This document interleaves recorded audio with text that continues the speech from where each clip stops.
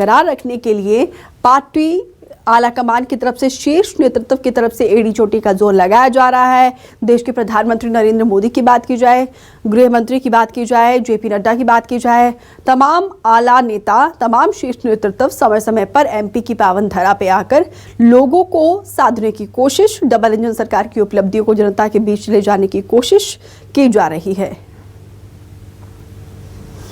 कुमार गौरव ज्यादा जानकारी के साथ जुड़े हैं, जो पॉलिटिकल बीट पर पैनी नजर रखते हैं। कुमार, अब टाइम कम बचा है, 7 बजे केंद्रीय चुनाव समिति की बैठक होगी। देखिए, बिल्कुल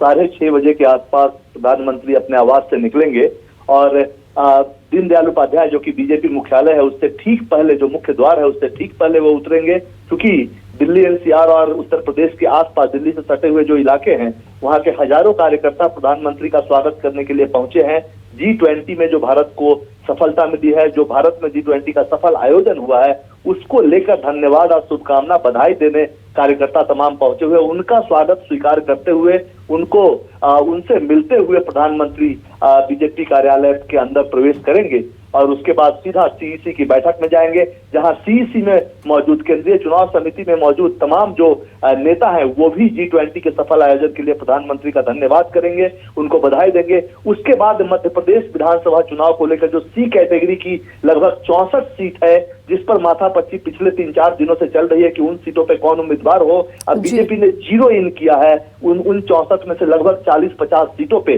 और उन 40-50 सीटों पे जहां अब एक ही उम्मीदवार फाइनल किया गया है, उन सीटों पे प्रधानमंत्री के साथ चर्चा होगी और तमाम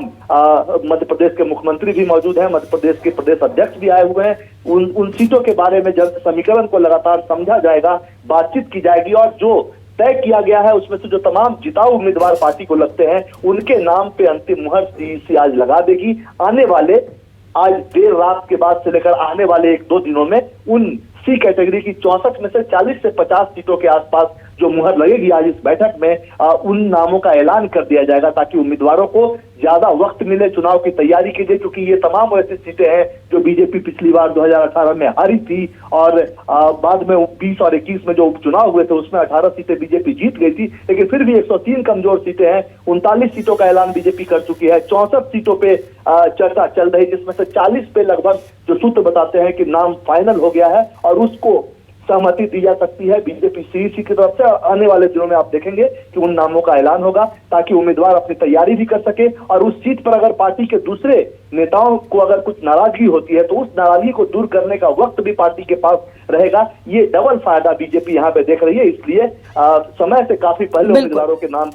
का ऐलान कर रही है और उसकी तैयारी भी कर रही है। बिल्कुल, यहाँ पे प्रत्याशियों को प्रॉपर टाइम दिया जा रहा है। फिलहाल दर्शकों को बता दूं कि ये लाइव तस्वीरें हैं G20 में अभूतपूर्व सफलता के बाद यहाँ पर देश के प्रधानमंत्री आएंगे। कार्यकर्ताओं में गजब का उत्साह है, कार्यकर्ता इंतजार कर रहे हैं प्रधानमंत्री नरेंद्र मोदी का। और कुमार गौरव, फिलहाल किस तरीके का हलचल ग्राउंड जीरो पर?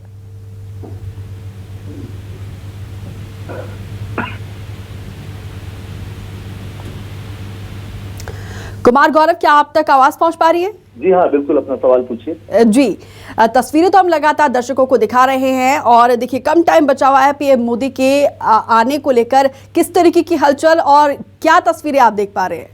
देखिए, बिल्कुल पूरे बीजेपी दफ्तर को जो प्रधानमंत्री से जुड़े हुए G20 की तस्वीरें हैं, जिसमें प्रधानमंत्री तमाम G20 जो नेता आए हुए थे, यानी राष्ट्राध्यक्ष जो आए हुए थे, उनके साथ जो प्रधानमंत्री की तस्वीर है, उन तस्वीरों को बीजेपी दफ्तर में बड़े होर्डिंग्स के साइज में लगाया गया है और हर जगह ये दिख रहा है कि प्रधानमंत्री लीड कर रहे हैं। क्योंकि भारत में G20 था तो प्रधानमंत्री की तस्वीर सबसे आगे नजर आ रही है और तमाम दुनिया भर के 20 देशों के जो नेता हैं वो प्रधानमंत्री के पीछे हैं। उन तस्वीरों को पूरे बीजेपी दफ्तर में लगाया गया है और तमाम बीजेपी कार्यकर्ता जो यहाँ पहुंचे हैं उनका यही कहना है कि पूरी दुनिया आज प्रधानमंत्री मोदी के व्यूज को जानने के लिए दुनिया भर के तमाम मुद्दों पे बेचैन रहती है और उनके व्यूज जो होते हैं उसको अंतर्राष्ट्रीय स्तर पर भी भाव मिलता है, जबकि पहले नहीं होता था। और इस लिहाज से G20 का सफल आयोजन है और दुनिया भर में भारत ने ये साबित किया है कि कूटनीति के रास्ते पर भी मोदी सरकार काफी बेहतर तरीके से आगे निकली है और भारत का मान बढ़ा है।